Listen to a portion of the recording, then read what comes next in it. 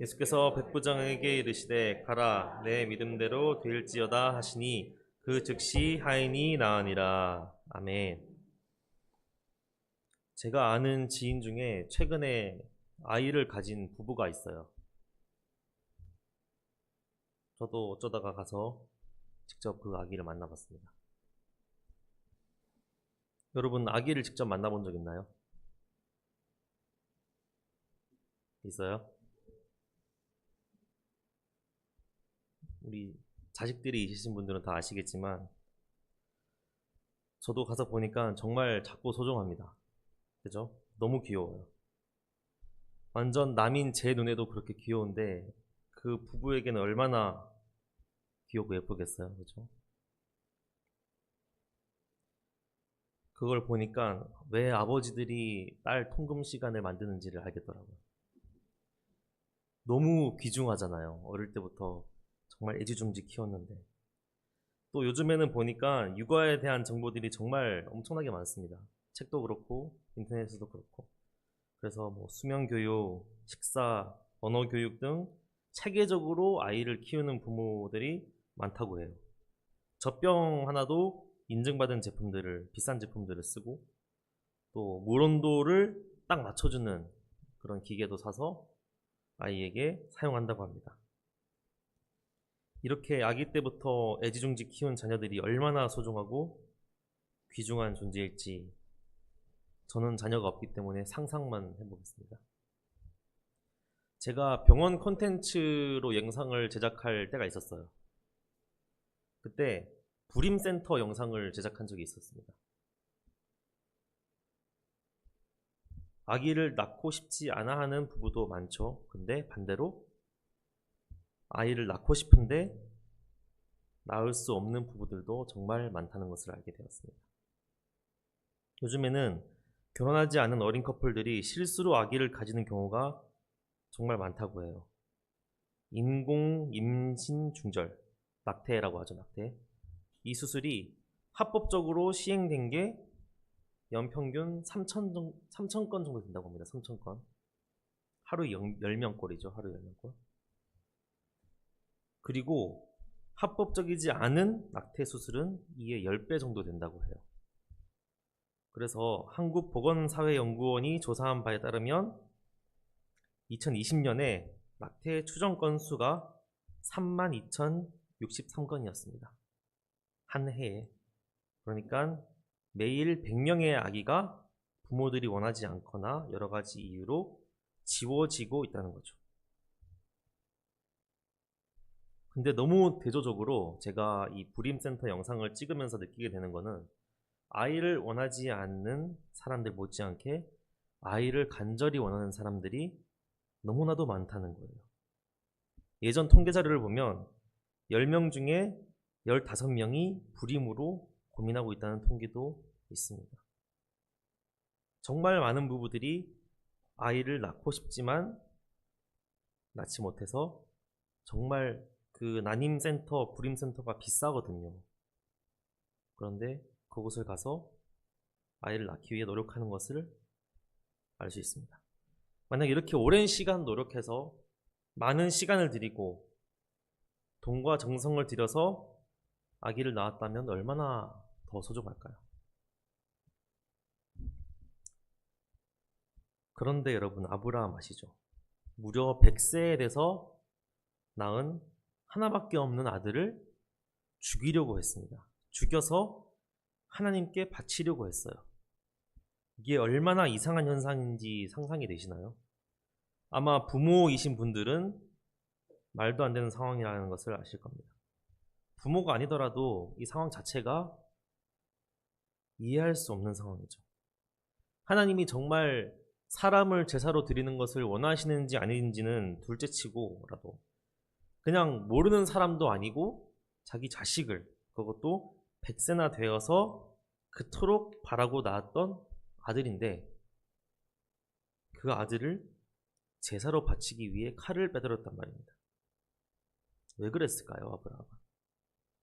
소중한 아들보다 하나님이 더 소중했기 때문일까요? 하나님 앞에서는 100세가 되어서 낳은 아들도 중요하지 않았기 때문이었을까요? 왜 그랬을까요?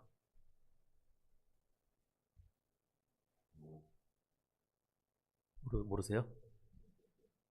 히브리서에 그 이유가 나옵니다. 히브리서 11장에 보면 하나님께서 그에게 이미 말씀하시기를 내 자손이라 칭할 자는 이삭으로 말미암으리라 하셨으니 그가 하나님이 능히 이삭을 죽은 자 가운데서 다시 살리실 줄로 생각한지라 비유컨대 그를 죽은 자 가운데서 도로 받은 것이니라 라고 말하고 있습니다. 무슨 뜻이냐면 아브라함은 이미 하나님께 약속을 받았습니다. 너의 자손이 번창하게 해주겠다. 그리고 그 자손은 바로 내가 준 이삭을 통해 이루겠다라고 말씀을 하셨어요. 아브라함은 이 약속을 알고 믿고 있었습니다. 그래서 방금 제가 읽은 19절에서 비록 자신이 이삭을 죽일지라도 하나님이 다시 살리실 거라 생각한 겁니다. 왜요? 하나님이 이 이삭을 통해서 자손을 주실 거라고 약속을 했기 때문이죠. 아브라함은 죽은 사람이 살아난 것을 한 번도 경험해보지 못했지만 들어보지도 못했지만 하나님이 그렇게 말씀하시지도 않았지만 하나님이 약속하셨기 때문에 그렇게 될 거라는 것을 믿고 있었던 겁니다. 그래서 아브라함은 그러한 결론에 이른 거예요. 그래서 그 당시에는 매우 슬펐겠죠. 정말 말도 안 된다고 생각했을 겁니다.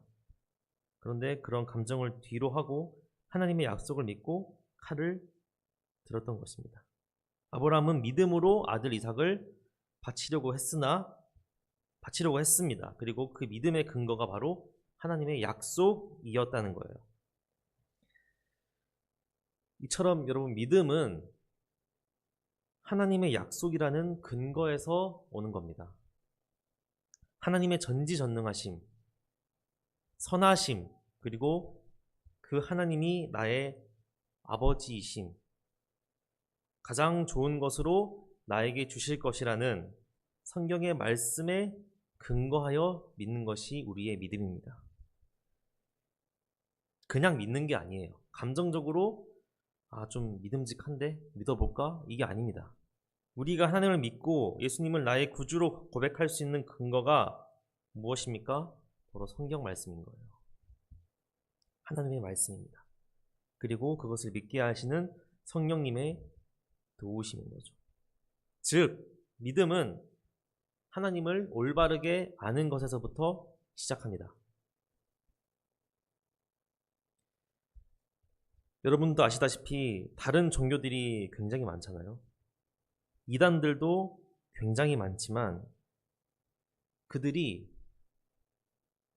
잘 살펴보면 다 믿음을 가지고 있어요.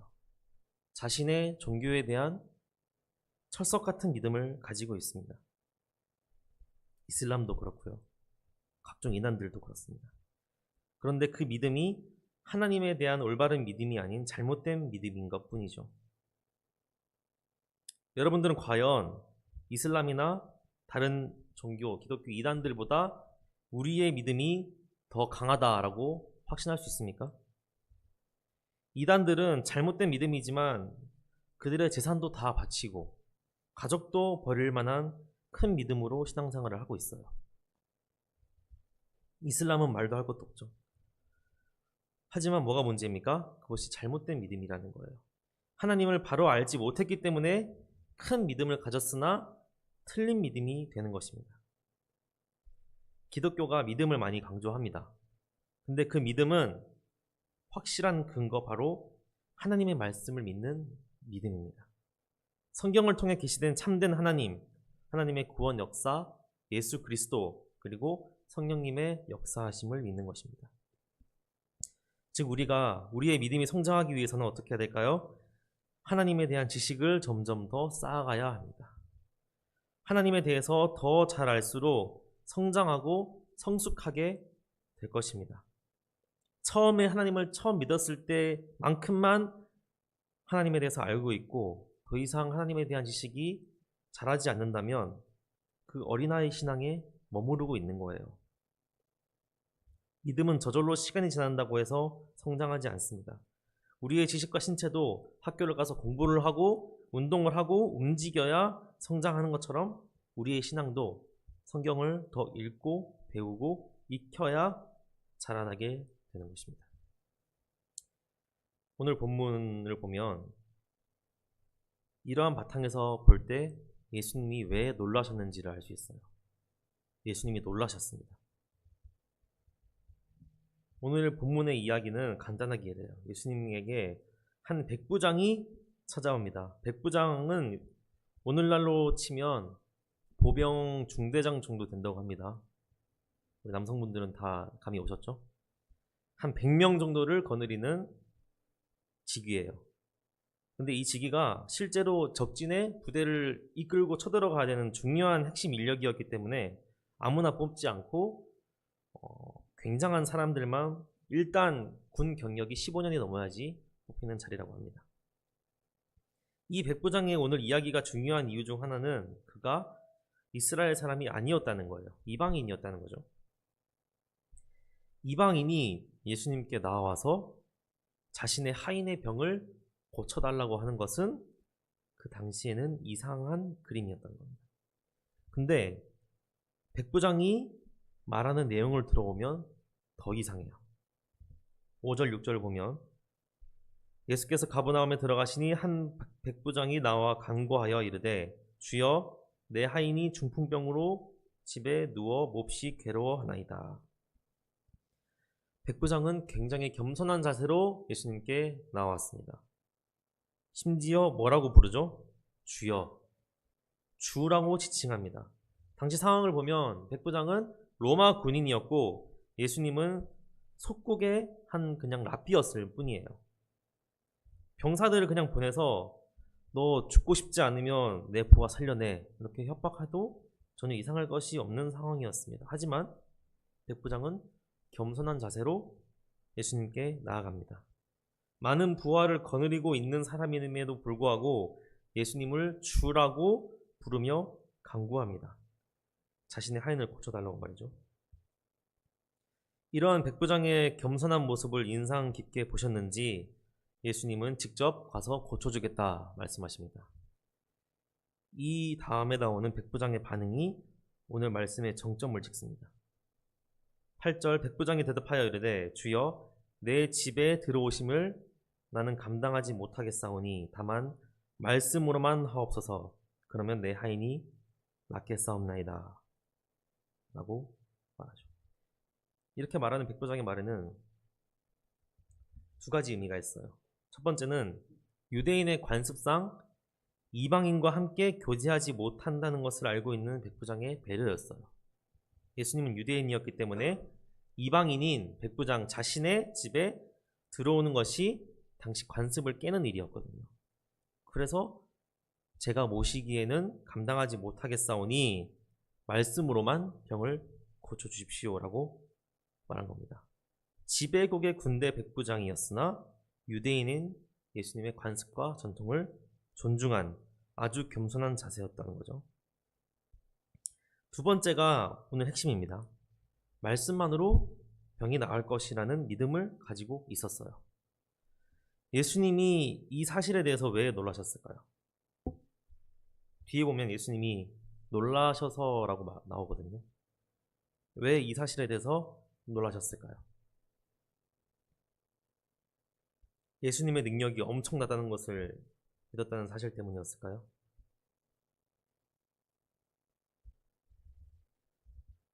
말씀만으로 병이 낫는다.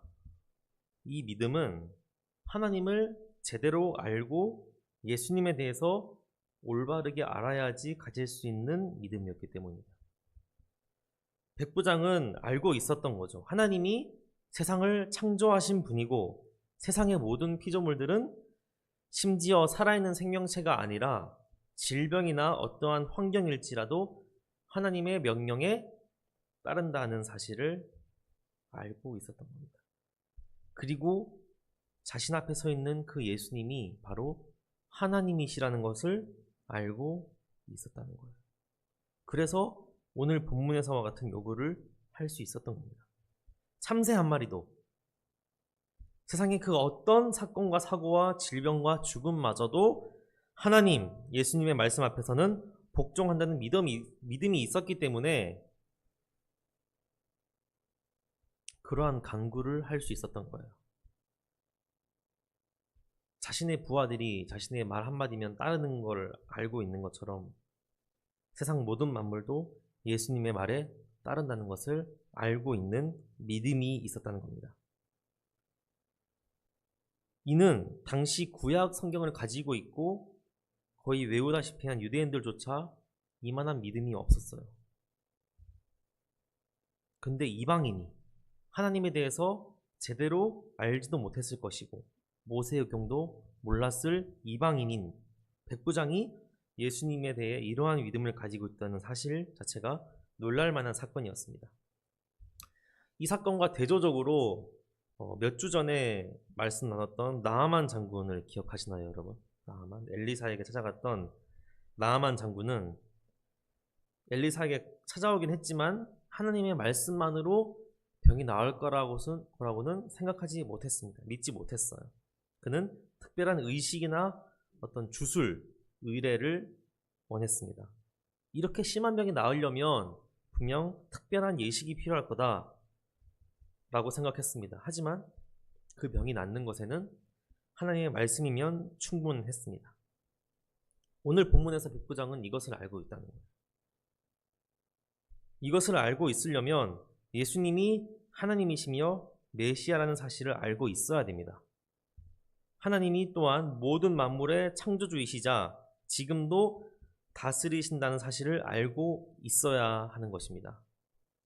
백부장이 예수님 앞에 나와서 주여라고 부르면서 간구했던 것은 이러한 사실들을 알고 있었으며 확신했다는 것을 뜻합니다. 이것을 보고 예수님이 놀라신 거죠. 10절에 이렇게 말씀하십니다. 예수께서 들으시고 놀랍게 여겨 따르는 자들에게 이르시되 내가 진실로 너희에게 이르노니 이스라엘 중 아무에게서도 이만한 믿음을 보지 못하였노라. 여러분, 우리는 이 백부장과 같은 믿음을 가지고 있습니까? 믿음은 바르게 아는 것에서부터 시작합니다. 하나님을 바르게 아는 지식으로부터 믿음이 출발합니다. 우리의 믿음이 약해지고 믿음이 부족해졌다면 하나님에 대한 우리의 지식이 희미해진 건 아닌지 살펴볼 필요가 있습니다. 하나님의 전지전능하심과 무한하심, 그리고 그분이 창조주이시며 세상을 주관하시는 분이신 것, 그분이 나의 아버지이시며 그 어떠한 일도 하나님의 의지와 주관 없이는 발생하지 않는다는 사실을 아는 지식에서부터 우리의 믿음이 시작되는 것입니다. 어느 순간 믿음이 약해지고 하나님과의 관계가 멀어지기 시작했다면, 교회로부터 몸과 마음이 멀어지기 시작했다면 그것은 마음에 들지 않는 어떤 성도 때문이 아닙니다. 내가 믿었던 목회자에게 실망했기 때문이 아니에요. 교회에서 기분 나쁜 일이 있었거나 직장, 가정에서 부득이한 사정이 있었기 때문이 아닙니다. 그것은 바로 하나님에 대한 지식을 잊어가고 있기 때문에 그런 것입니다. 정말 하나님을 제대로 알고 있다면 그럴 수 없기 때문이에요. 하나님이 정말 살아계시다는 것을 알고 나의 모든 것이 하나님의 손에 달렸다는 것을 알고 있다면 기분 나쁜 일 하나 때문에 교회를 떠날 수 있을까요? 하나님이 나의 모든 문제보다 더 크시고 하나님이 말씀하시면 모든 일이 해결된다는 것을 알고 있다면 나의 개인적인 사정 때문에 하나님과 멀어질 수가 있을까요? 우리의 믿음이 약해지고 하나님을 멀리하게 되는 것은 자꾸만 우리가 하나님에 대한 지식을 잊어버리기 때문입니다. 우리의 죄성 때문에 자꾸만 하나님을 잊어버리기 때문에 발생하는 결과인 것이죠. 우리가 구원받은 하나님의 자녀이지만 자꾸 세상으로 돌아서는 이유도 자꾸 하나님을 망각하기 때문인 것입니다. 예수님의 말씀은 거기서 끝나지 않습니다.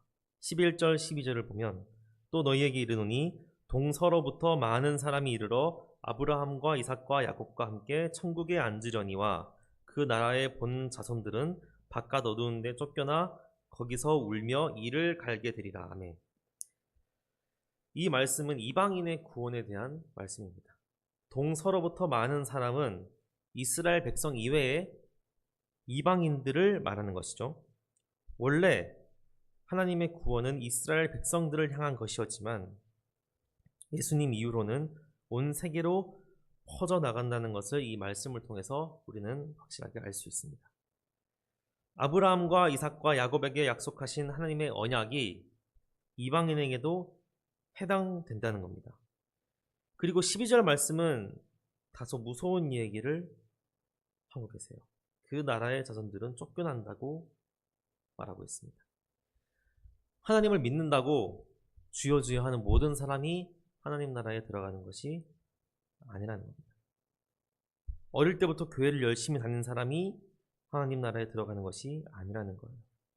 부모님으로부터 대대로 하나님을 잘 믿었던 집안에서 태어났다고 해서 교회 문화에 익숙해져서 습관처럼 교회를 다닌다고 해서 하나님 나라에 들어가는 것이 아니라는 말입니다.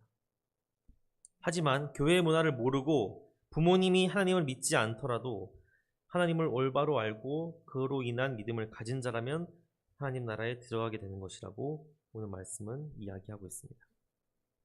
하나님이 보시는 것은 우리 각자의 믿음이에요. 믿음의 가정에서 자란 성도님이라면 부모님이 항상 기도하고 계시겠지만 그것이 곧 나 자신의 믿음은 되지 않는다는 말입니다. 내가 교회에서 열심히 하나님을 섬기고 봉사한다고 해서 내 주변 사람, 내가 사랑하는 부모님, 형제, 자매, 배우자, 연인 그들의 믿음이 되지는 않는다는 거예요. 하나님은 우리 각자의 믿음을 보시는 겁니다.